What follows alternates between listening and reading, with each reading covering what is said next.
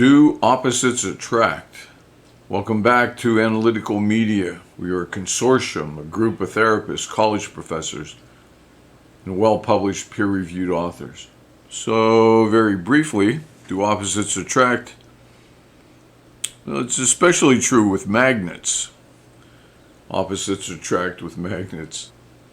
In relationships, opposites do not attract. I've oftentimes said I think it's impossible in a decent relationship.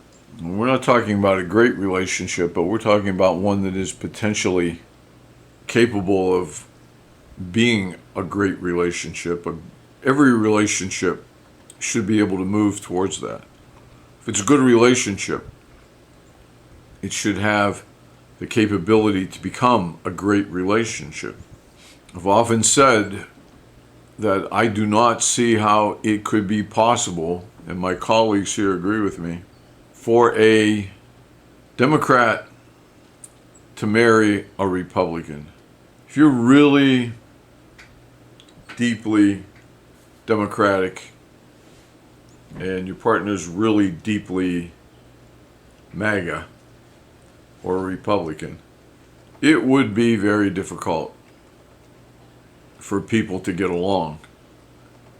We kind of know this because you're taught early in life that you should never discuss certain things with your friends or your marital partners. Shouldn't talk about religion. Shouldn't talk about politics. You've heard it, I'm sure. And we have a two-party system. Those are opposites. They're different enough that some people vote for one and some the other. And it's a matter of compatibility. It's a matter of opposites. It is all right to categorize the two-party system as opposites. They're opposing systems. The ideals and the goals of the two parties are different, not similar. Now, if opposites attracted each other, then you would think that would be the case, that we would have more marriages based on of Republicans and Democrats marrying each other than Republicans marrying Republicans or Democrats marrying Democrats, because after all, opposites attract. And so we should have more Jews marrying Christians than Jews marrying Jews or Christians marrying Christians, because opposites attract. Or Hindus marrying Buddhists, Hindus marrying Christians, etc. But the truth is, in a marriage, if religion is important, and oftentimes it is not, oftentimes both person A and person B cares very little about religion, thinks almost not at all about religion, and thus the Buddhist could marry the Christian or the Jew, no problem. But if you care about religion, you know it could be a big problem. And it was a bigger problem before when religion was more important. 50 years ago, 75, for sure, it was a big deal that Catholics marry Catholics and not Protestants. It was a big deal that Protestants married each other, the Jews married each other. It is not as big a deal now. Now it is more the idea that if the couple has children, will they be raised as Protestants or Catholics or Jews? It's still an issue. But as religion becomes much less of an issue, it becomes much less of a thought. So you see, when the Christian marries the Jew, it really isn't a matter of opposites attracting. It's that neither one is very religious, doesn't matter much, and thus there's no opposition. If one of the two parties or both are strongly religious, have deep religious feelings, then it's an example of opposition to the relationship, that the opposing Religions separate the individuals, not bringing them together, but actually separating them. In a relationship, we don't need opposites. The more different A is from B, the less likely that relationship will survive. You want A and B to be in agreement, to see the world in a similar way. If person A's idea of a good time is to go out on a Friday night, stay out, drink as much as they can, sleep away half a Saturday, laugh and joke with their friends, and that's a good Friday night.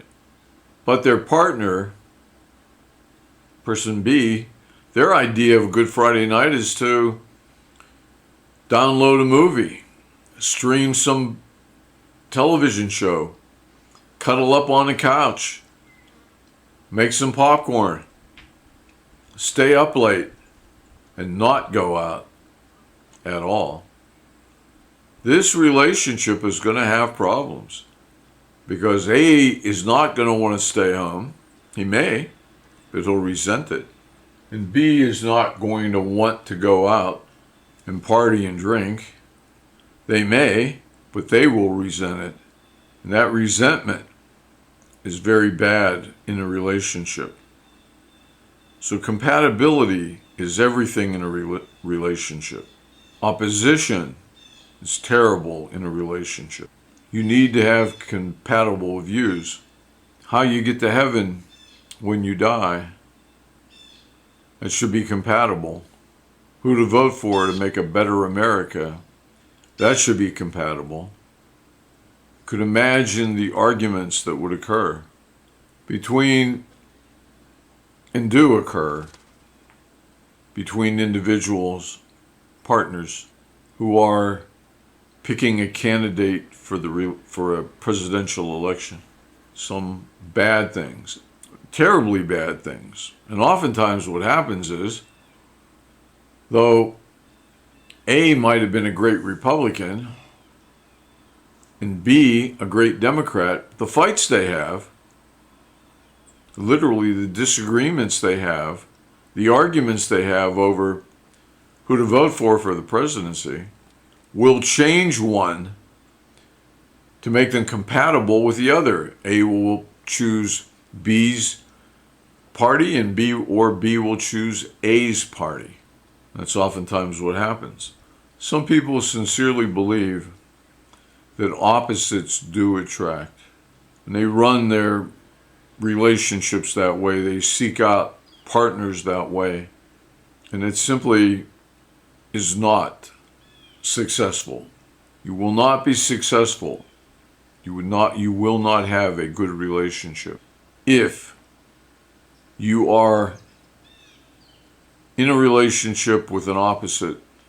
Now, opposites in minor ways are tolerable, but opposites in major ways, it's not tolerable. Like if you think that the right place to invest your money is in a can buried in a backyard, or with your uncle who's a stockbroker, and your partner believes the best way to invest money is in cryptocurrency, there are going to be terrible rifts between the two of you, terrible disagreements, and those things will end a relationship. If you think that sex should occur on anniversaries and special occasions, and your partner thinks that anything less than once a day is unacceptable, you're going to have terrible problems. You need compatibility. It is by far the most important thing in a relationship, right across the board. If you think great music is classical music, and your partner thinks that great music is hip-hop, you got a problem. Is it serious enough to end a relationship? Yes, it is. And even though your partner might put up with something, like your partner's more powerful than you are, let's say, in this example, your partner's more powerful than you are, and you have put up with listening to hip-hop for 20 years, 25 years. In the 27th year, you tell your partner you're leaving him. Why? Well, you mention hip hop. You hate hip hop. So what I'm saying is you've resented it for 25 years. It builds up. It really does. Have you ever noticed that when you have a fight with your spouse or partner or significant other, he, she, or they, have you ever noticed that the same thing, you may be fighting over a message someone got on their phone. But once the fight starts, it might change to something that occurred 4 years ago, 5, 12 years ago. The same thing comes up. Comes up every time you fight. It comes up very often. And the reason for that is because it's never gone away. It's never stopped bothering the other person. You need agreement. You can disagree about minor things, but you can't disagree about major things. That will end a relationship. And if not now, it'll end it in 10 years or 18 when the kids go to college. The relationship will end. And speaking of children, that's a big area for agreement or disagreement. It's an important area. Do you have children? Today, many people don't. 75 years ago, everyone did. Today, people choose not to. What if your partner wants children and you don't? Now, once again, if you slightly don't, then you're not really disagreeing much. And if they only slightly want children, you're really not disagreeing much. But if your partner really wants children and you really don't, is this enough to end a relationship? And the answer is yes. 100% yes. Even though your partner may put up with not having children, or one partner may put up with not having children, they've resented it. And over time, they will come to despise the person who stopped them from having children, and vice versa. The person who didn't want children and was conceded, was forced to, or conceded to the whim of the other party, the desire of the other party, and had those children even though they didn't want them. Well, we would hope that they would come to love those children and not regret the decision. But oftentimes they don't. It's not that they don't like the child. They didn't want a child. They did not want their life to revolve around raising children. And they resent it, even though they don't know what to do about it, or they resent it nonetheless. So, compatibility is essential in a relationship.